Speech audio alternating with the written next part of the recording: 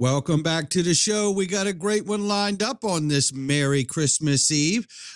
It's XRP and the golden age, ladies and gentlemen. Well, it is off 0.5%.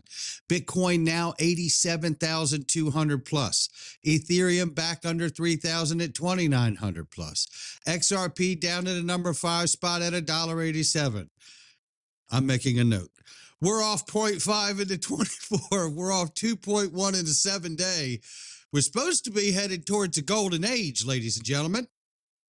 Ranging between 184 and 189. We're going to get into it here. I think I'm going to have to make a call to my broker. That's what I think I'm going to have to do. Not financial advice. And that broker is going to be Caleb and Brown, ladies and gentlemen.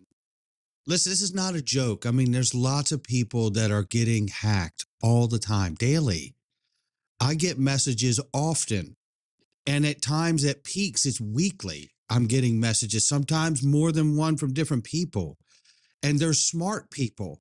You know, it's this isn't a, you know, it's easy to get caught off guard, and you've given some information or you made a mistake and someone's gotten access to your personal information and now they're headed for your crypto. Well, you don't have to fear anymore, because at Caleb and Brown, you can get that peace of mind. You guys know my strategy.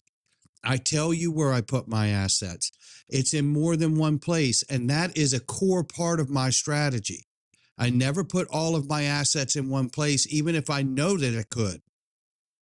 Because God forbid, if something broke down on the fail safe, then I know I'm still safe. And this is one of those places that absolutely helps me get the best night's sleep I've ever had. I'm not kidding. You guys know I don't talk about things I don't use.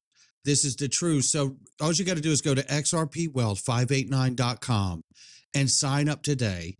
Get free institutional grade custody, multiple layers of security.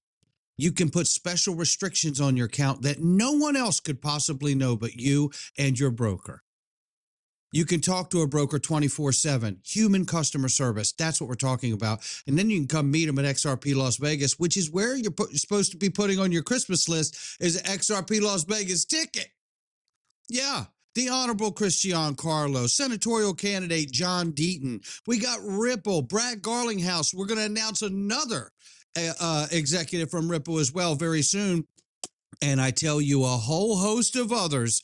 You just wait. When we get on the other side of this new year, my goodness, 126 days and counting. Let's unpack this thing today. We got breaking news right here. X402 adoption is taking off. This is from Brian Armstrong and Coinbase. Listen to what they're doing. The first is a payment protocol called X402. X402 is an open internet standard that makes it easy to attach a stablecoin payment request to any web transaction. It enables AI agents to pay for content and execute transactions using stablecoins, and is taking off like wildfire. Well, well, well. Now take a look at this. It's X money. Oh, we've been waiting for it. X Payments goes live. Finance Unchained. Elon just dropped X Payments, and it's ready to start moving markets. X money is here.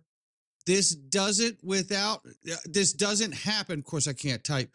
This doesn't happen without knowing we're getting that market infrastructure bill. That's really the truth. No way that I see Coinbase and X platform going to a finance payment platform launch, not understanding that we're getting that legislative framework for infrastructure. Let's continue.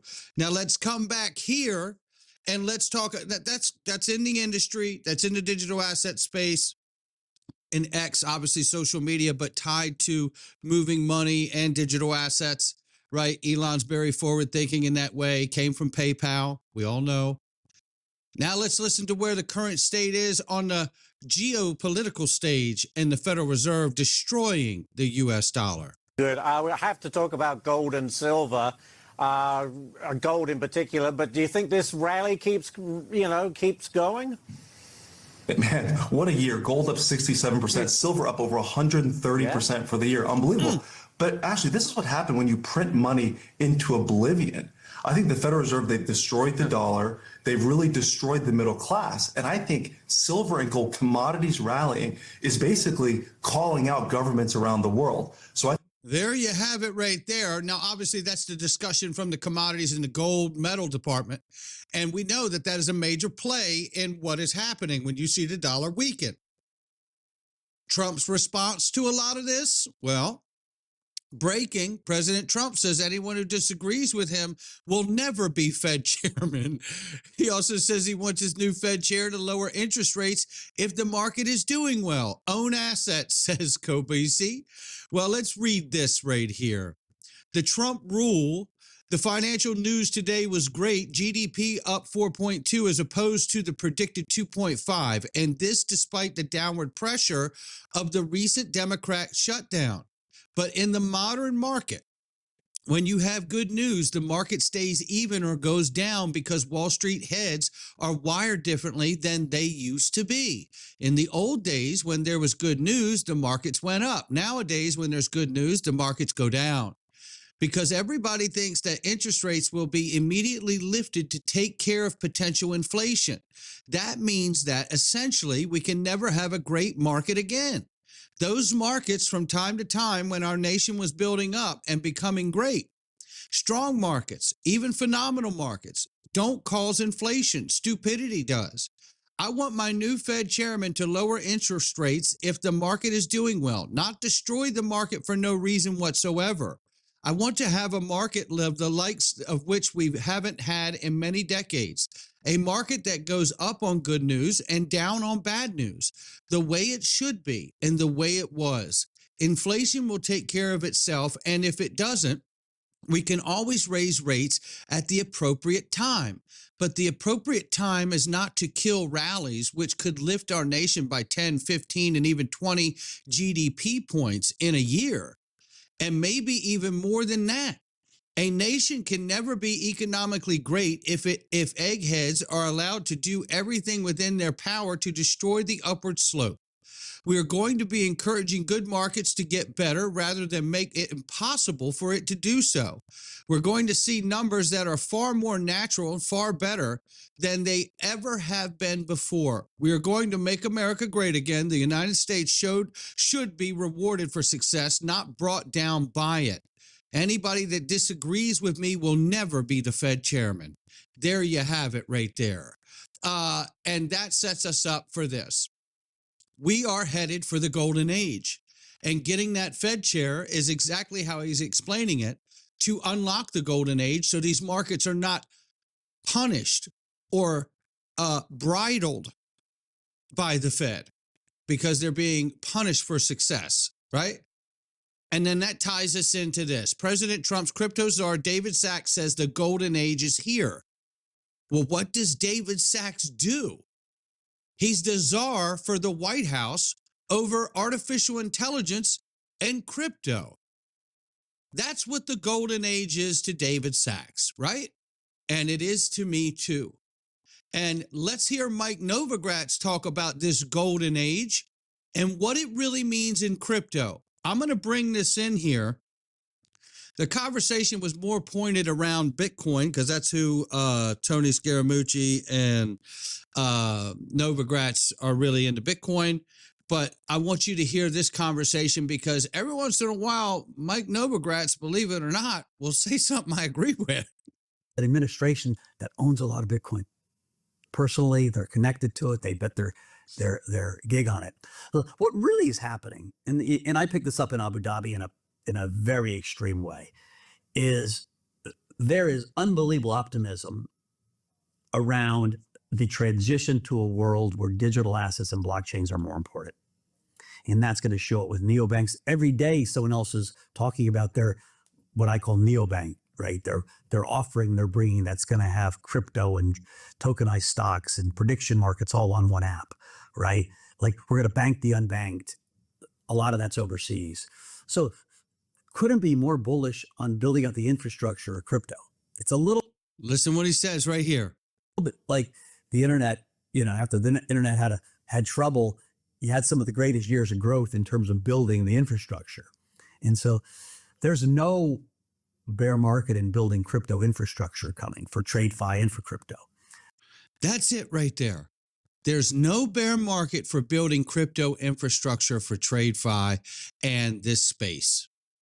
That's really where I agree with Mike Novogratz. And isn't that what the golden age is about? And isn't what he's talking about the law in comparison, the analogy to the early days of the internet itself? That there was this lull period, and then we had this great big breakout of a lot of adoption and building and infrastructure play. What stood in between that moment stands in between the moment we're in now, I believe. In that moment in the early days of the internet, what stood in between that inflection point was the passage of the Telecommunications Act of 1996. And today we're waiting for the Clarity Act, which is the market infrastructure bill of 2026 to pass. Then we could start talking about what that real golden age really looks like in adoption and usage. Will it pan out as the Federal Reserve has analyzed here with the Faster Payments Council? That fintech startups like Ripple, RippleNet, Stellar could be the solution to this new digital on-chain economy and cross-border payments, clearing and settlement? Could the golden age be taking us from a spaghetti bowl of FX markets like this to an organized market like this with XRP in the middle of it?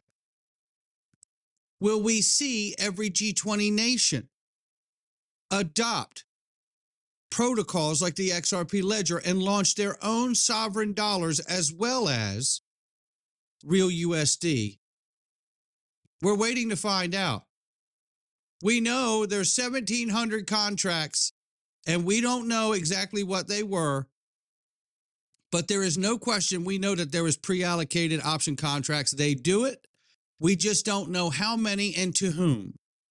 And we don't know of the 1,700 contracts of which any of those, if any, were a part of or not of the pre-allocation option contracts. But what we do know is when I look at this list of wallet ranges here, and you just go from the 1 million to 5 million XRP up to a billion plus, there are 2,017 accounts from 1 million to 5 million range. That 1,367 accounts have that much in them.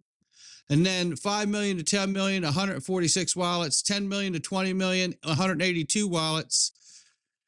20 million to 100 million is only 230 wallets. 66 wallets have 100 million to 500 million. Do we think these are retail people? Merry Christmas Eve, everyone. This is not retail. 20 wallets with 500 million to a billion. 6 with a billion or more. So when I look at these extreme high numbers, I'm like, I know a lot of retail folk, and I know most of them ain't in this. They're not in this list. Yeah, maybe a rare few. Okay, got it. Check, got that. All I'm saying is, I don't know how many contracts that we actually have or not, but I know R3 did it, and I know Greg Kidd did it, and I know David Schwartz admitted that they still do it, right? So at the end of the day, what we're really talking about is how exciting this is to find out how much of this golden age equates to the usage of the XRP ledger.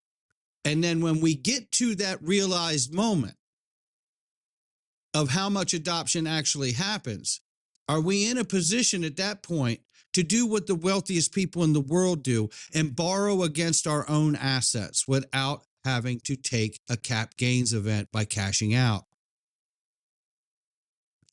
And are we strong enough to live through all of the golden age and adoption to make sure we have a reasonable position in our portfolio to even consider what is the holy grail of never selling our XRP?